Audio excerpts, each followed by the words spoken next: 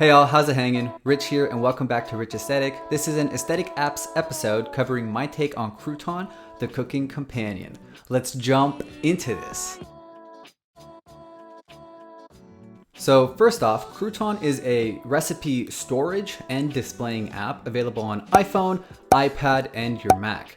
So if you have bad eyesight, I definitely recommend using an iPad and an iPad stand or arm while cooking. Of course, you can also use your phone in the same way, and your Mac, which, based off of recent Apple commercials for the iMac, might be just what they're expecting you to do with it. Now, the app allows you to create folders and save the recipes to wherever you need, like entrees, desserts, and etc.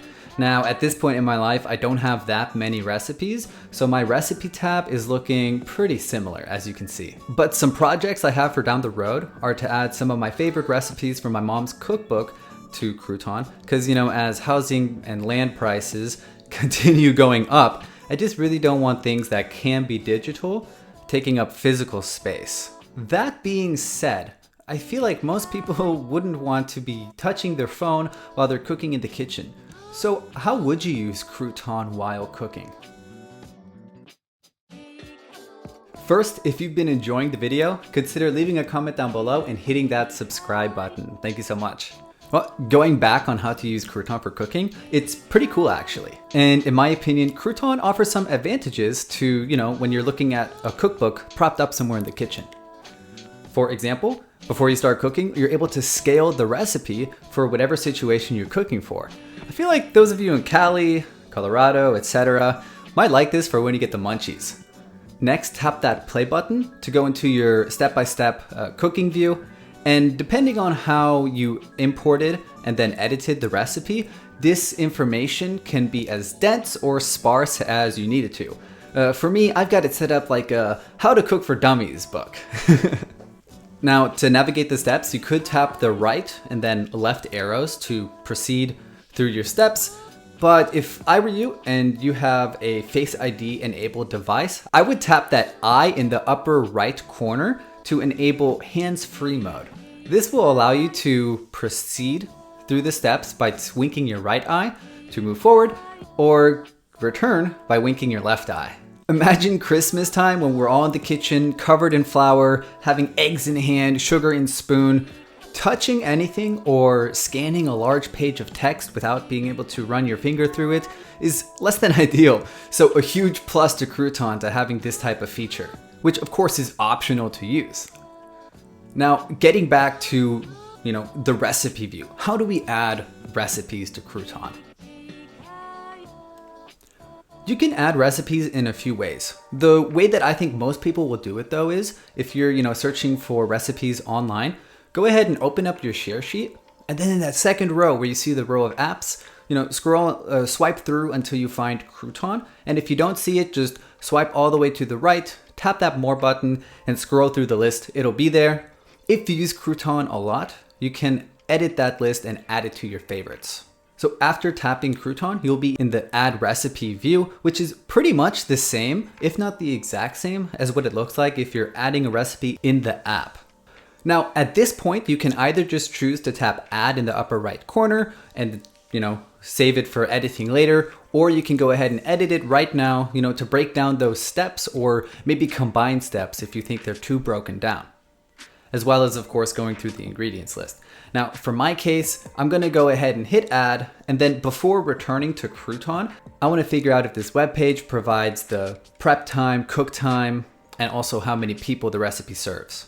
Which in this case, I'm lucky. This of course is dependent on where you're getting your recipe from. So I'm gonna head back to Crouton, and then I'll remember here from the webpage, it is 8 servings with a 10-minute prep time and a 5-minute cook time. And then in Crouton, I can go ahead, tap on that recipe, hit edit, and add that information in. Now, another way to add a recipe is you can just copy the URL from any website. This is helpful for maybe your friend sends you a URL of a recipe, and then go straight to Crouton, and you'll see that little URL detected. Now, you do have to have this setting on in the general settings. But if you do have it on, which by default it is, you'll see that there, tap on it, and look, you're in the exact same Add Recipe view.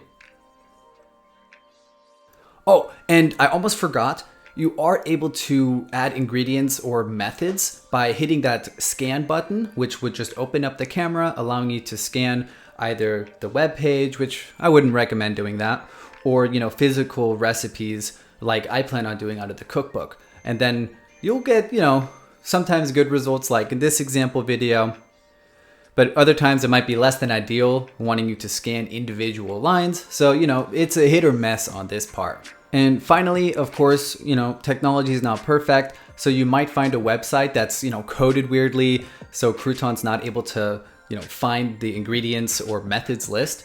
In this case, you can just go ahead and copy all the ingredients. And then when you're in the add recipe view, there where it says, where you see that little clipboard icon, tap that.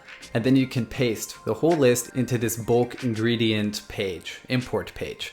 And it'll, parse it down line by line, and then you can edit it. And then you can follow these exact same steps for the methods.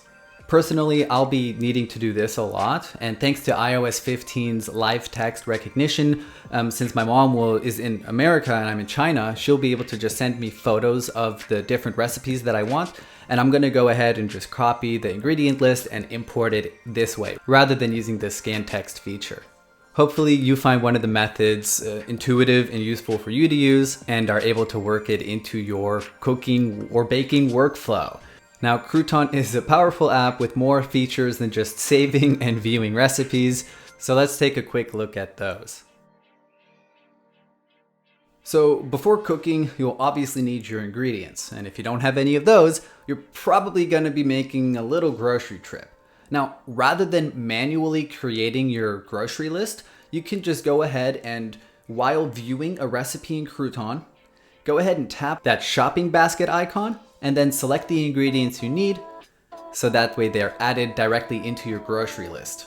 That's just a huge quality of life feature to have. And of course, for those of you who prefer having a piece of paper in the store, you are able to, as of, I think this was added iOS 15, but you can print your you can print your grocery lists off of reminders. So that's, pretty cool to get back to a paper workflow, but from a seamless digital one. Another feature which personally I have off is this meal plan tab. Now, I prefer eating what I'm craving, and seeing by the weight that I've gained, maybe I would benefit from having a feature like this. I do know that in a lot of family households, it's just easier to have a meal plan. So that's huge for you. And also if you're just a more disciplined person than I am, this is a must-have feature.